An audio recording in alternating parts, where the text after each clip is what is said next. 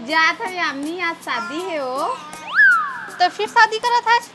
अरे मैं नहीं शादी करा था निपोरवी, मोर भाई की शादी है ना तेम जहाँ अच्छा। जात है अम्मी। मोर बाल है ना पग है एकदम, तो काला कर हूँ, आधा एक घंटा लग जाते बहनी करिया करत माँ। अरे हाँ भाभी, तोर बाल कितना पाक गए है।